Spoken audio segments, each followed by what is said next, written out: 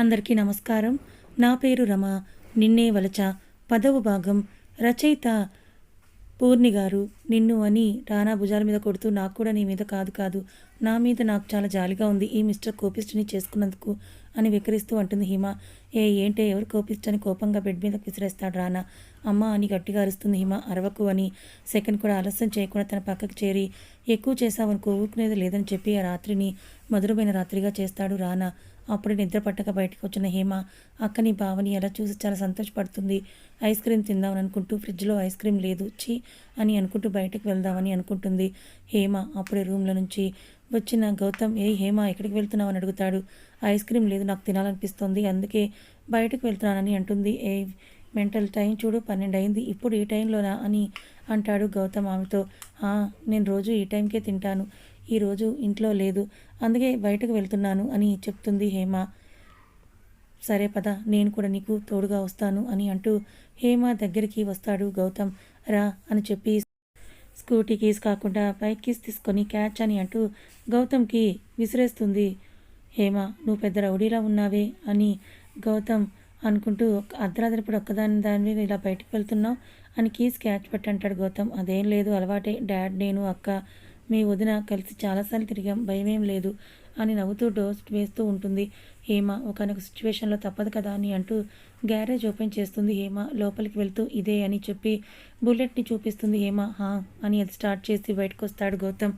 తన వెనకే వచ్చి గ్యారేజ్ని క్లోజ్ చేసి వచ్చి బైక్ ఎక్కుతుంది హేమ. రూట్ చెప్పని అంటాడు గౌతమ్. ఏముంది, హైవే మీదకి పద, అక్కడ రోడ్ సైడ్ తిందామా అంటుంది హేమ.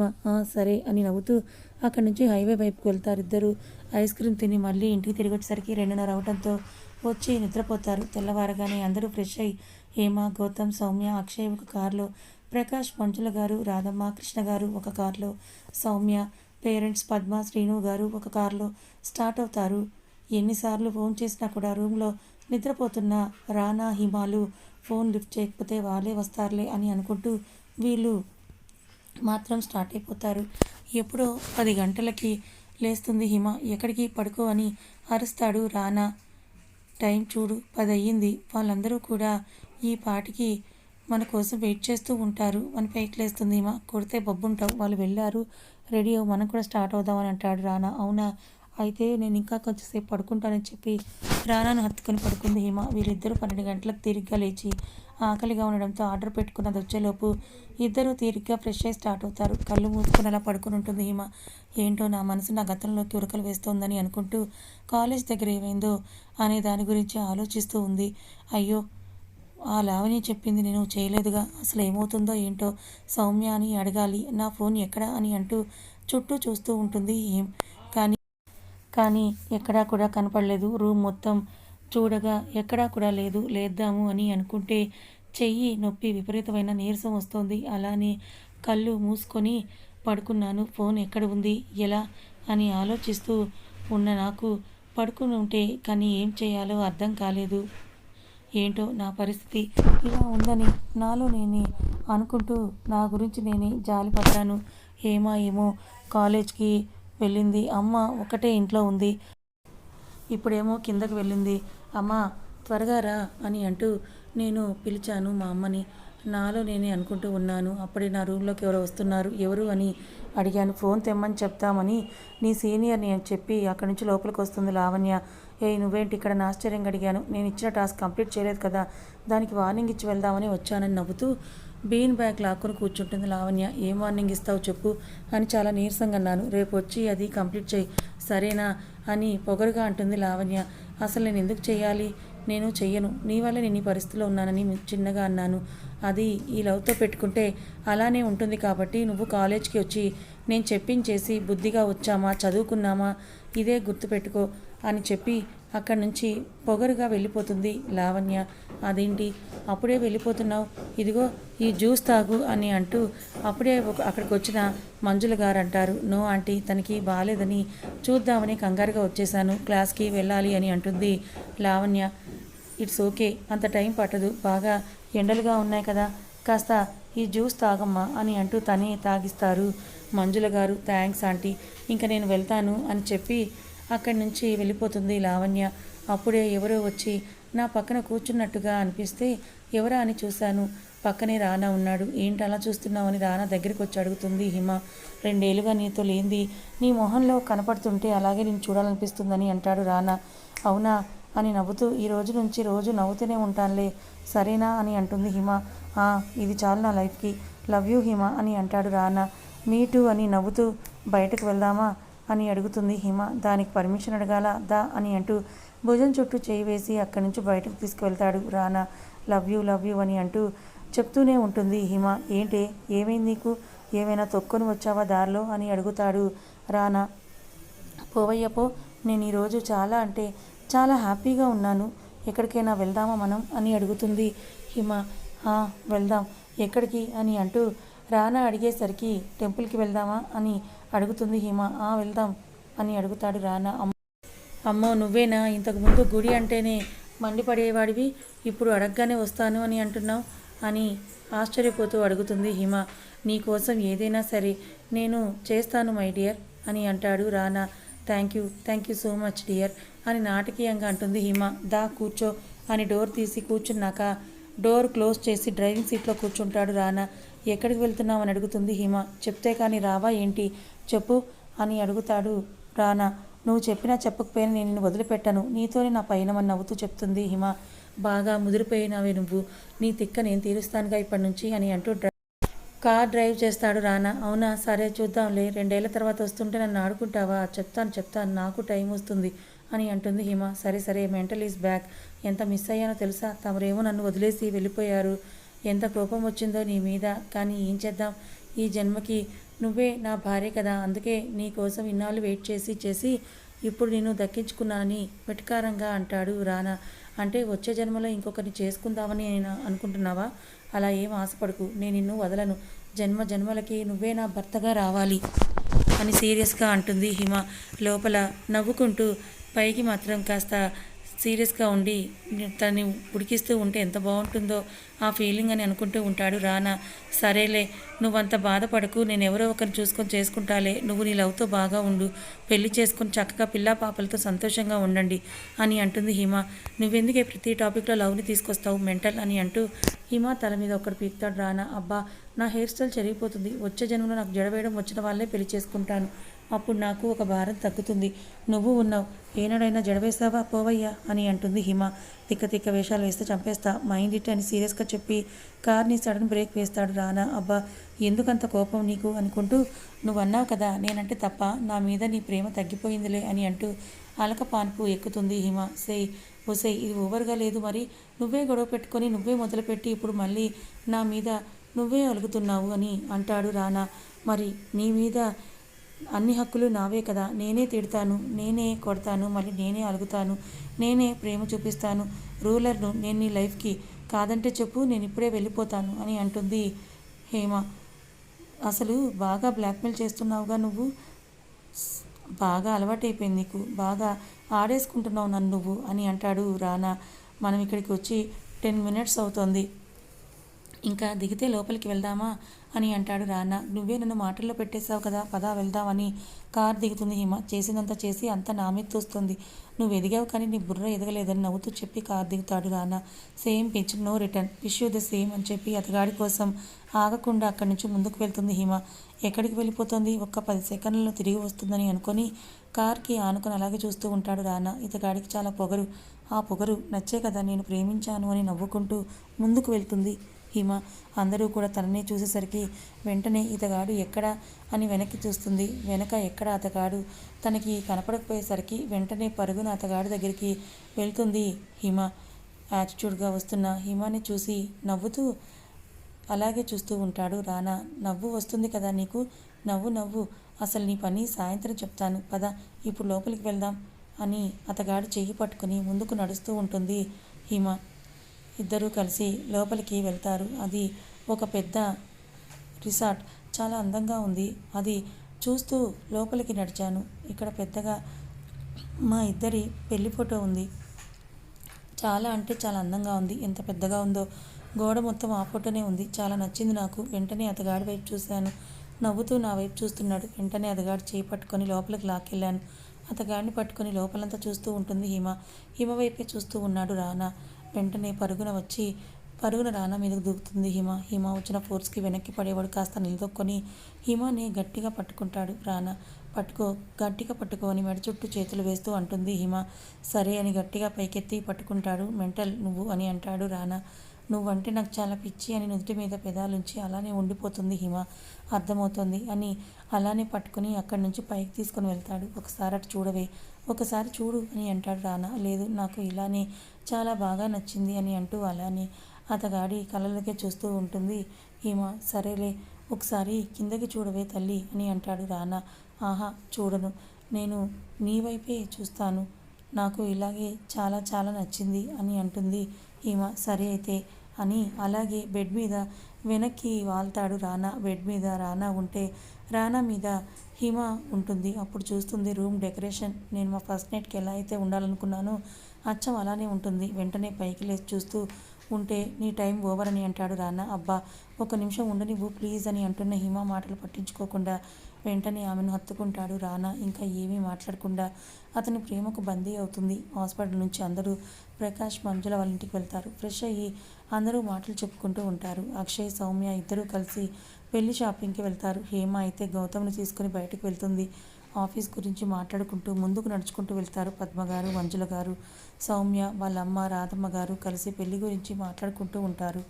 ఆ తర్వాత అందరూ కలిసి ఉండాలని దాని గురించే చర్చిస్తూ ఉంటారు. ప్రకాష్ గారు ఆఫీస్లో వర్క్ ఉందని, చాలా పెండింగ్ పడిందని అక్కడి నుంచి ఆఫీస్కి వెళ్ళిపోతారు. రాత్రికి ఎప్పటికో మెలకు వచ్చిన హిమ, నాకు ఆకలేస్తోంది ప్లీజ్, నాకు చాలా ఆకలిగా ఉంది అని గొడవ చేసి చాలా కష్టంగా రానాని లేపి మరీ కిందకి తీసుకొని వెళ్తుంది. హిమ, వంట ఇప్పటికైనా నేర్చుకున్నావా లేదా అని అడుగుతాడు రానా. లేదు, ఇంకా రాలేదని అడ్డంగా తలూపి నువ్వు బ్రెడ్ ఆమ్లెట్ చెయ్యి, నాకు చాలా ఇష్టం, నువ్వు చేస్తేనే నాకు చాలా నచ్చుతుందని గారాలు పోతూ అడుగుతుంది హిమ. అలసిపోయిన మోకాల దాకా వచ్చిన తన షర్ట్ను ధరించిన భార్యామణినే చూస్తూ ప్రేమగా బుగ్గ మీద ముద్దు పెట్టి బ్రెడ్ ఆమ్లెట్ ప్రిపేర్ చేస్తూ ఉంటాడు రానా. Romantic get sweet husband, love you అని చెప్తూ అంటుంది హిమ. ఇంకోసారి నోరు తెరిచావనుకో నా సంగతి బాగా తెలుసుగా అని అంటాడు రానా. తెలుసు, అందుకేగా వెనకబడి మరి పెళ్లి చేసుకున్నాను అని నవ్వుతూ అంటుంది హిమ. సరే రా అని హేమ చేయి పట్టుకొని లోపలికి తీసుకొని వెళ్తాడు ఎత్తుకొని. రానా, నన్ను వదులు, ముందు తిననివ్వు నన్ను, ఆ తర్వాతే, లేకపోతే నేను ఊరుకోనంటున్న హిమాని చూస్తూ బుగ్గ మీద ఒక చిరుముద్దుచ్చి రెడీ చేసిన బ్రెడ్ ఆమ్లెట్తో రూమ్లోకి వెళ్తారు ఇద్దరు. రూమ్లోకి వెళ్ళి సోఫాలో కూర్చున్న హిమాను తన ఒడిలోకి లాక్కో కూర్చోబెట్టుకొని తిను అని అంటూ ప్రేమగా తినిపిస్తాడు రానా. చక్కగా తింటూ అతగాడి హృదయం మీద ఉన్న తన ప్రేమ గుర్తుల్ని చూసి చిన్నగా నవ్వి అక్కడ చిన్నగా ముద్దు పెట్టింది. హిమ, సైలెంట్గా ఉండు, తిను ముందు, ఇక్కడి నుంచి వెళ్ళాలి, శారీ కొన్నాను నీకు, పెళ్ళికి నువ్వు అదే వేసుకోవాలి, సరేనా అని అంటాడు రానా. సరే, ఇప్పుడు ఐస్ క్రీమ్ తిందామా అని అడుగుతుంది హిమ. బయటకు వెళ్దామని డైరెక్ట్గా అడగొచ్చు కదా, ఎందుకు ఈ డొంట్ తిరుగుడంతా కూడా అని అంటాడు రానా. అమ్మో, నా వల్ల కాదు, ఒళ్ళంతా చాలా నొప్పులు ఎక్కువగా ఉన్నాయి, పెయిన్ కిల్లర్ కావాలని చిన్నగా నవ్వుతూ అడుగుతుంది హిమ. అయ్యో సారీ బంగారు అని చాలా బాధగా అంటాడు రానా. హలో బాస్, అంత లేదు, తమరు 2 years ప్రేమ అంతా చూపిస్తూ ఉంటే నేను కొంచెం తట్టుకోలేకపోయాను అంతే, ఇంకేం లేదు, జర్నీ చేసేసరికి బాగా అలసటగా కూడా ఉంది, ఇంకా నేను పడుకుంటున్నానని అతగాడి మీదనే పడుకుంటుంది హిమ. సరే, నువ్వు రెస్ట్ తీసుకో, నాకు కొంచెం ఆఫీస్ వర్క్ ఉంది. ఒక చేత్తో తన తల నిమురుతూ ఇంకో చేత్తో ల్యాప్టాప్ని ఆన్ చేస్తాడు రానా. అలానే పడుకొని ఉంటుంది హిమ. రాత్రంతా అలానే వర్క్ చేస్తూ 6కి లేచి ఫ్రెష్ అయ్యి ఆఫీస్కి వెళ్ళడానికి రెడీ అవుతాడు రానా. లేవగానే తనని వాళ్ళ ఇంటికి పంపమని చెప్పి అక్కడి నుంచి ఫాస్ట్గా ఆఫీస్కి వెళ్ళిపోయాడు రానా. ఓకే సార్ అని అంటూ చెప్పి అక్కడి నుంచి లోపలికి వచ్చి హిమ మేడం కోసమని ఎదురు చూస్తూ ఉంటుంది ప్రియ. ఎప్పటికో మధ్యాహ్నం 2 గంటలకి నిద్రలేచి అతగాడి కోసం ఆ చుట్టుపక్కలంతా కూడా చూస్తుంది. ఎక్కడా కూడా రానా కనపడకపోయేసరికి ఆఫీస్కి వెళ్ళాడేమో అని అర్థమయ్యి ఫ్రెష్ అయ్యి చిన్నగా కిందకి నడుస్తుంది హిమ. తన కోసమే ఎదురు చూస్తూ ఉన్న ప్రియ హిమ రాగానే గుడ్ మార్నింగ్ మేడం అని విష్ చేస్తుంది. రివర్స్ విష్ చేయగానే సార్ మిమ్మల్ని ఇంటి దగ్గర డ్రాప్ చేయమన్నారని చెప్పి బయటకు వస్తూ అంటుంది. ఓకే అని బయటకు వచ్చి కారులో కూర్చుంటూ ఎప్పుడు వెళ్ళారని అడుగుతుంది హిమ. 7కి వెళ్ళారని చెప్పి కార్ని హిమ వాళ్ళ ఇంటి వైపు డ్రైవ్ చేస్తుంది. ఓకే అని అలసటగా ఉండడంతో కారులోనే పడుకుంటుంది హిమ. ఇంటికి రాగానే రూమ్లోకి వెళ్ళి పడుకుంటుంది హిమ. మధ్యాహ్నం వచ్చిన కూతుర్ని చూస్తూ లంచ్ లోపలికి తీసుకొని వెళ్తారు మంజుల గారు. లోపలికి వచ్చి భోజనం చేద్దుగానిలే అని లేపుతూ ఉంటారు మంజుల గారు. మా అమ్మ రాత్రంతా నిద్రలేదు, కొద్దిసేపు పడుకుంటానమ్మా అని బ్లాంకెట్ని కప్పుకుంటూ అలానే నిద్రపోతుంది హిమ. కాస్త తిని పడుకోమ్మా లే అని అంటూ బలవంతంగా హిమని లేపి తనకి భోజనం తినిపించి అక్కడి నుంచి వచ్చేస్తారు మంజుల గారు వెళ్ళిపోయిన తర్వాత మళ్ళీ బద్ధకంగా అనిపించి అలానే నిద్రపోతుంది హిమ. ఆ రోజు మిగతా షాపింగ్కి మిగతా అందరూ కూడా కలిసి వెళ్ళారు. హిమ రానంటే రాను అని అలానే పడుకొని నిద్రపోతూ ఉంటుంది. గదిలో వర్క్ అయ్యేసరికి 3:30 అవుతుంది.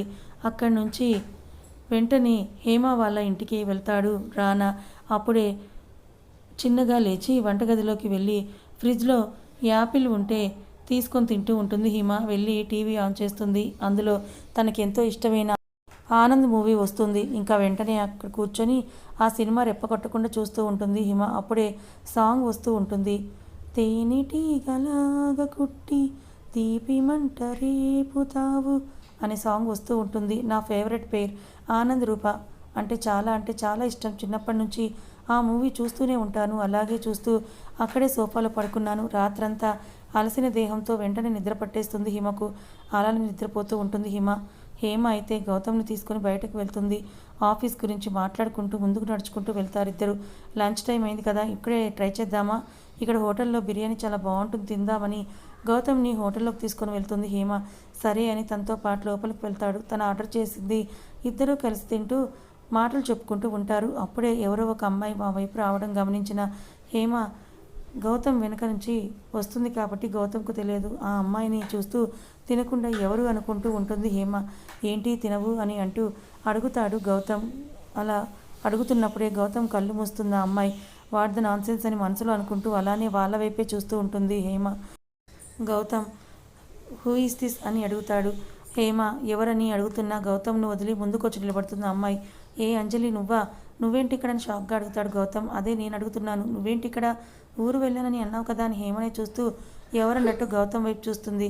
ఆ అమ్మాయి మా బ్రదర్ అండ్ మా వదిన పెళ్లి షాపింగ్ కోసం వచ్చాం, నా కజిన్ తను అని అంటాడు గౌతమ్. కజిన్ అంటే సిస్టరా లేక మరదలా అని అడుగుతుంది అంజలి. కాదు, కాబోయే పెళ్ళాన్ని అని సీరియస్గా అంటుంది హేమ. అంజలితో పాటు గౌతమ్ కూడా ఆశ్చర్యంగా హేమ వైపే చూస్తాడు. ఏంటి ఇలా చెప్పిందని అనుకుంటూ అలానే చూస్తూ ఉన్నాడు గౌతమ్. అవునా, మరి నాకు చెప్పలేదేంటి గౌతమ్ అని చాలా బాధగా అంజలి అడుగుతూ ఉంటుంది. గౌతమ్ ఇంకా షాక్ నుంచి తేరుకోనే లేదు. హేమ సిగ్గుపడుతున్నట్లుగా నటిస్తూ మేము లంచ్ చేయడానికని వచ్చాము, ఇఫ్ యూ డోంట్ మైండ్ అని అంటూ అక్కడి నుంచి హేమ ఇండైరెక్ట్గా వెళ్ళిపోమని చెప్తుంది. గౌతమ్ తనని అలాగే చూస్తూ ఉంటుంది. గౌతమ్ తనని ప్రేమిస్తున్నాడు అని తెలిసి షాక్లో ఉన్న అంజలి ఆ అమ్మాయి అలా పొమ్మనేసరికి ఇంకా బాధగా అనిపించి ఓకే నాకు వర్క్ ఉంది వెళ్తాను గౌతమ్ అని అంటుంది అంజలి. అదేంటి అలా అంటావు, పెళ్ళికి రావా అని హ్యాండ్ బ్యాగ్లో ఉన్న పెళ్లి కార్డు ఇస్తుంది ఏమో. అప్పుడే షాక్ నుంచి బయటకు వచ్చి నువ్వు కన్ఫామ్గా రావాలి ఓకేనా అంజలి అని అంటాడు గౌతమ్. ఓకే గౌతమ్ అని అక్కడి నుంచి రుసరుసలాడుతూ వెళ్ళిపోతుంది అంజలి. అంజలి వెళ్ళగానే ఏంటి నువ్వు కజిన్ అని చెప్తున్నావు, నా మరదలని చెప్పలేవా అని గౌతమ్ నరుస్తుంది హేమ. సరేలే లీవ్ ఇట్, తిను అని హేమ తింటూ ఉంటుంది. తన కోపం వచ్చిందని అర్థమైంది. ఇంకా చేసేదేమీ లేక తిన్నాక తనని కూల్ చేయాలని సైలెంట్గా తింటూ ఉంటాడు గౌతమ్. లంచ్ కంప్లీట్ అయిపోయాక సైలెంట్గా బిల్ పే చేసి అక్కడి నుంచి గౌతమ్ కోసం ఆగకుండా బయటకు వచ్చేస్తుంది హేమ. ఓయ్ ఏంటంత కోపంగా వస్తున్నావు, ఆగు హేమ వైపే చూస్తూ అంటాడు గౌతమ్. తనకి తెలుసు తనని హట్ చేస్తేనే తను అలుగుతుందో అని. ఇప్పుడు ఏం చెయ్యాలో, నేనేం చేశానని తను నా మీద అలా అలిగింది అని అనుకుంటూ గౌతమ్ అంటూ ఉంటే వెంటనే తనకి రాయి తగిలి హేమ మీద పడిపోతాడు గౌతమ్. ఏ జాగ్రత్త అని గట్టిగా గౌతమ్ చుట్టూ చేతులు వేసి అడుగుతూ ఉంటుంది పట్టుకుని హిమ. థ్యాంక్ గాడ్ ఇప్పుడన్నా మాట్లాడావని చిన్నగా లేచి ఏమైనా ఉందా, ఇంటికి స్టార్ట్ అవుదామా అని అడుగుతాడు గౌతమ్. లేదు, నేను నీకు పనిష్మెంట్ ఇస్తున్నాను, నువ్వు నన్ను ఇప్పుడు గోల్డ్ షాప్కి తీసుకెళ్ళు, నాకు ఏదో ఒకటి కొనివ్వాలని నేను ఒకటి కొనిస్తాను, ఇదే పనిష్మెంట్ అంటుంది హేమ. తన పనిష్మెంట్కి చిన్నగా నవ్వుకొని అక్కడి నుంచి తనతో పాటు గోల్డ్ షాప్ వైపు వెళ్తుంది హేమ. నాకు నచ్చింది నువ్వు కొనివ్వాలి, నీకు నచ్చింది ఏదైనా నేను కొనిస్తాను అంటూ షాప్లోకి ఎంటర్ అవుతారు ఇద్దరు.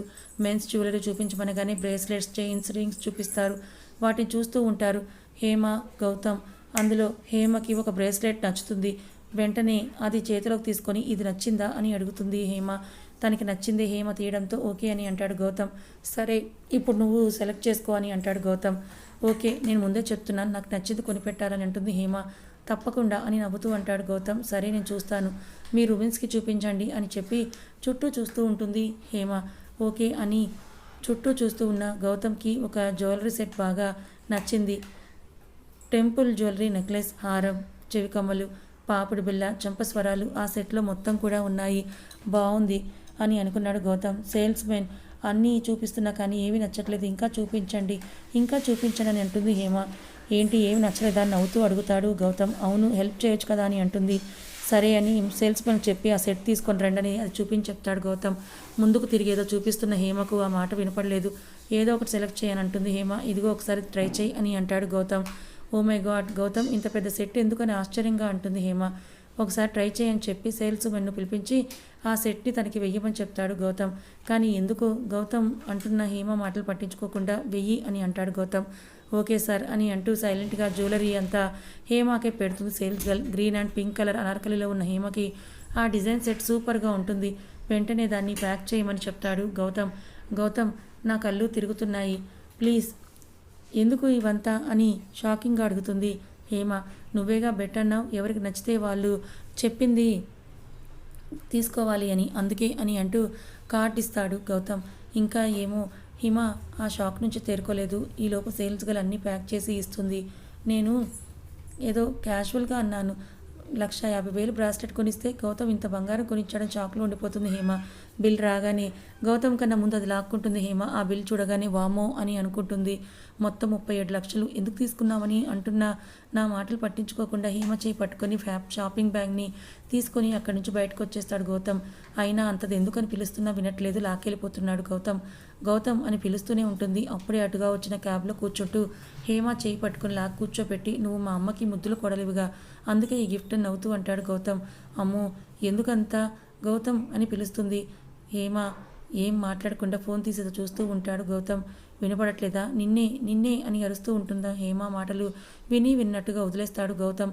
ఇల్లు రాగానే హేమ కోసం ఆగకుండా క్యాబ్కి ఫోన్పే చేసి అక్కడి నుంచి లోపలికి వెళ్ళిపోతాడు గౌతమ్. అసలు ఏమనుకుంటున్నావు నువ్వు, నన్ను వదిలేసి వెళ్ళిపోతున్నావని గట్టిగా అరుస్తూ ఉంటుంది హిమ. రాత్రంతా అలసిన దేహంతో వెంటనే నిద్ర పట్టేస్తుంది హిమకు. అలాగే సోఫాలోనే పడుకొని నిద్రపోతూ ఉంటుంది. అప్పుడే రానా తన వర్క్ కంప్లీట్ చేసుకొని ఇంట్లోకి వస్తాడు. అలా సోఫాలోనే నిద్రపోతున్న హిమని చూస్తాడు.